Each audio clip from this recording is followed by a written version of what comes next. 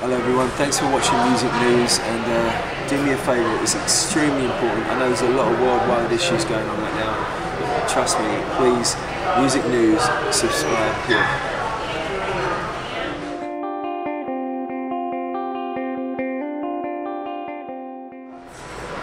I'm more into my own journey now. I'm making 2 more records this year. Yeah, what's happening now? I'm going to be making a record with Emilio Estefan. An incredible man, and his wonderful wife Gloria Estefan. I mean, he's won so many Grammys, and we've got a great project that we're working on. And he's the quintessential gentleman, and they both Emilio and Gloria Estefan exude humility. They are so humble, and they're king and queen of the Latin market, and I love them, and they've always been so kind to me, and I'm looking forward to share this record which we have conceived, and we're going to start recording it. I can't wait to share that record. It's the first time I told anyone about it. So is there any working title for it, is it? Yeah, there is. What is it? No, I want to share it once the record's more complete. I've got probably at the moment, before me and Emilio start recording, I've got probably my favourite record I've ever made. It's a Christmas record, but that's actually musically that's finished. It's my favourite record, probably. Christmas album? Yeah, but it's very different than what you would think. It's extremely cool, and it's very smoky, and it's just I don't think I've enjoyed the sound of music more than I have with this record. Really? So I hope it's ready for this Christmas. What sort of style are we talking? It's jazz, but it's as smoke as it gets. It's I don't mean it in an inappropriate way, but it's almost a baby making record. It's so beautiful, it's sexy, and it's just. This Christmas record with Brandon is just really nice. Really nice sound record. But so I think really for me it's about my journey. I'm playing the Kennedy Center on the 24th. It's one of my dream venues in Washington. It's truly one of my dream venues to play. I'm lucky enough to play venues like Carnegie Hall, the Tokyo String Quartet.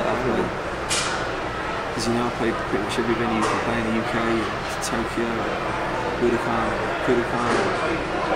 Versi, Zenith, Paris, all over the world, What's your favourite venue? First top 3 nights that sort of stick in your memory? Well, the night that I'll never get out of my blood, I always say that night's in my blood was Wembley Stadium.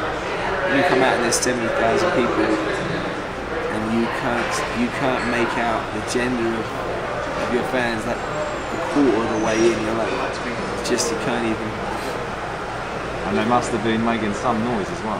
Yeah, it was just one of those nights when I saw it. It's actually more intimidating when that venue's empty, because you go, how can I feel this place? It's like, and we did, and it was an amazing day, and I still had people telling me tonight it was one of the nicest, a real bright summer day. Went into the evening, really lovely summer evening, we come on stage, and it was just. We nailed that show, and that was the last show that Goss ever did. So, in a way, it's a good way to leave that. It amazes me that I've done so much more in my life, but I in some ways still talk about that band. People still want to know about it. I'm looking forward to the day where it's not as relevant, but. I will always be proud of it, but I really am at this point. I am more proud of 5 years at Caesars Palace, having a residency in LA, coming back, selling out the Royal Albert Hall, those kind of venues, and still being here, and still knowing I know exactly what I've got going on in my life, and my life is 500 times more interesting than it used to be. It's the most interesting time in my life, and at some point it would be nice to share everything I'm doing. I mean, we just had a conversation prior to this about your friendship with Reggie Craig. Okay, I mean, that sounded quite amazing. Tell us a little bit. He used to read you poetry then from his prison cell. Reggie was one of those people that I'll never forget him as a person, because he was a very dynamic person and he was extremely creative man. And he wanted to make suits, and he would show me sketches of his the suits he wanted to make, and he still believed, if there is such a thing, and you know, I think I can say this because crime, I don't condone crime, but it does exist. But there was kind of an honor system. He did believe that he kept that element with it, as he would say, within his jungle. And I have a lot of respect for that. If it's going to exist, then the civilians don't need to be included. And I think nicking phones is a very cowardly thing to do. And when I hear that, I think the golden generation, for me, the golden generation in Britain is my granddad's generation, and they fought tooth and nail for our freedom. Tooth and nail for our freedom. They should be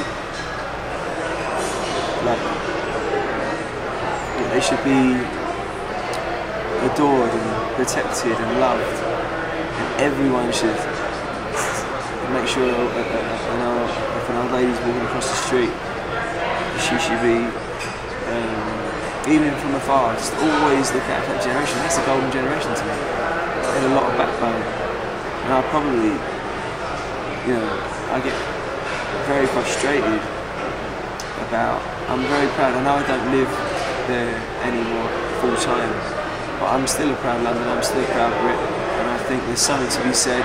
You should be allowed to be proud of your country. Absolutely, yeah. You shouldn't be called a racist because you're a proud Brit. You shouldn't be. No, it's not right. It's not right. Americans are proud of their country. Scots are proud of their country. I love the Scots. Scots come to my show all the time. I love Scots. Always give me a hard time in the best way. And as an Englishman, you should be allowed to be proud of your country. It amazes me that everyone's so afraid. Everyone's so afraid to say anything. And I think I have one of my songs, one of the lines is, everyone is welcome here. But you know what?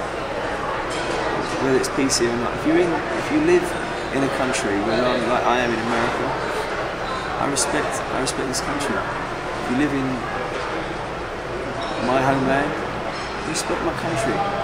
Absolutely. Respect my country. Like, if it's putting food in your belly and it's looking out for you, love the country that you're in. And I feel that's how I feel about my country. Like, I feel very, very proud, and it irritates me when you're not allowed to be openly proud about being a Brit. And going back to Reggie, like, he used to call me. You can edit all this, right? Yeah, no, it's all great stuff. I'm sure everybody's. Going back to Reggie, I remember he called me. The initial call was what it was, but what was really touching for me in the end, he used to call me so often. He used to call me and say, "Hello, Matt, do you want to hear my words?" And I'd wake up and there'd be Reggie on the phone, and he'd read me his poetry. And I'd be laying in bed just thinking about a man that's incarcerated. He did his time. I think, he did the crime, he did his time. That's what I say about Reggie. He did his full stretch, but he used to read his poetry to me, and he gave me a beautiful bracelet and cufflinks. He gave me his bracelet saying the craze London, the handshake for my 30th birthday, and I was very, very, very sad when he passed away. I was very, very sad, because he wanted to get out and be creative and make clothes. And this isn't a sympathy perspective on Reggie, because he wouldn't want that. That's not the perspective I'm saying it. But he definitely, I would have liked to have seen him come out and prevail and have his suits and have his poetry published. And he was funny, he told me some very funny stories about that he wanted to be in that movie. He actually said to me that he wanted me and my brother to play. Yeah. him in the Hollywood version of his life, which I haven't said, but he actually said, I remember calling my brother, said Reggie wants me to play him and he wants me to play Ronnie. And you would have done it like a shot? I'd have loved to have done it. I'd have loved to have done that because my granddad was East London. I was born in Lewisham. I understand that world in a way. I've had a lot of interesting encounters, really. Yeah. What else do you like doing away from the stage and music? I love snowboarding. I love going snowboarding. Après skiing is great because you get to have a few beers and then you know the altitude makes it. You know, then you cruise down the mountain. I love snowboarding with my mates. I draw a lot. I always give away my art. But I'm my stepdad Tony. We're known as the odd couple on Instagram and Twitter. I'm at Matt Goss Twitter and I am Matt Goss on Instagram. And my stepfather now lives with me and we work together. And he always says you've got to draw more. And so I've started to draw more. I've actually started to write a lot of poetry as well. I love verbiage and I love the use of the English language. I'm hopeless romantic. I just love. I like dark poetry and I like light poetry. It just depends where my head is. But so I would say I box for 14 years now. So I box 3 times a week. Keeps my mind clear. I meditate. I've been meditating now for 8 years. It's a form of transcendental meditation, TM. So I recommend that to everybody. I think meditation is clear your mind. Well, what it does is people go, oh no, when I meditate, my mind goes crazy. That's the whole point. You're meant to get through that moment where your mind just finds a spot where you can. It's like emptying the trash. So all these thoughts, you won't have them again. If you keep with it, it's just like emptying the trash. You know, on your computer. It's just that you eventually get to a point where you just feel clearer.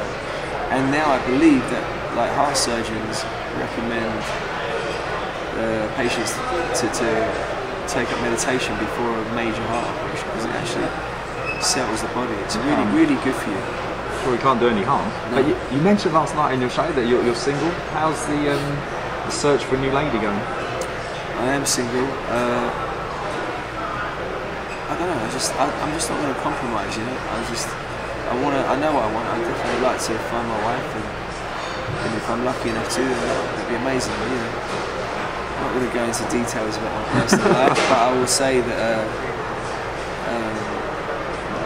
you know, you have people in your mind that you think would make a nice wife, and you know it's like as a fella, you just kind of like we're just the same, ladies. We're just the same as you. We tick off the boxes, and we're like, yeah, that seems about right. And I don't mind saying, listen, I'm a spiritual person, and I like. First and foremost, I like somebody that has natural compassion. Natural compassion, not like one of those, oh, no, I don't want that. I want something that actually hurts you in a deep way, like where you need to do something about it, that kind of compassion. And somebody that's unashamedly romantic and affectionate and kind. And I ain't got time for people that want to be too cool for school. If you want to hang out with me and you want to be like, yeah, what's up, yeah, I'm not into that. It's just, I ain't got time for it. If you want to just be yourself, I love being comfortable in my own skin. As a man, I'm very comfortable in my own skin. I just feel like, especially since my beloved mum passed, you realise at that moment that your mum has an uncanny knack. Not only could she cut an egg sandwich in half without spilling any yolk, she would say, oh, it's going to be alright, don't worry, and you believe it. And now that phone call doesn't exist for me. So there's only one person now that can make sure it's alright, and that's me. I'm not saying that I didn't before, but it's a day of reckoning. Somebody said to me, there's no greater loss for a man when he loses his mum. And now I am really looking forward to, I want to start my own family and find my own family. build. I would have loved nothing more than for my mum to have witnessed that. She did want to be a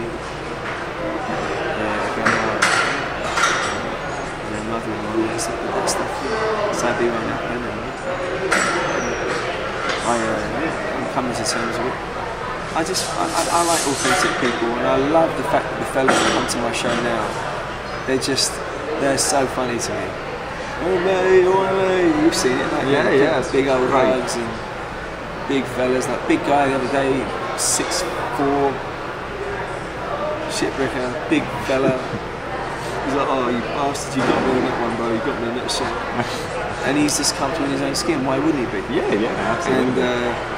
And I think that's what it is. I'm a man. I do write music from a man's perspective. It just happens to resonate with women as well. But it's nice to see the fellas coming having a drink. Yeah, it's very mixed audience. Flirting with all the girls, my show girls as well. Yeah. The Dirty Virgins. The Dirty Virgins, yeah. The Dirty Great title. Who named them? I just always thought it's a good oxymoron that sounded good to me. It's like, it's kind of I don't know if it's an exact oxymoron, but it's got that thing, and I just like putting those two words together. And I was actually wanting to do a group. At some point I want to do a group with that name, but right now my dancers, Dean Martin and the Gold Diggers, and we've got the Dirty Virgins, and it's fun. We have t-shirts.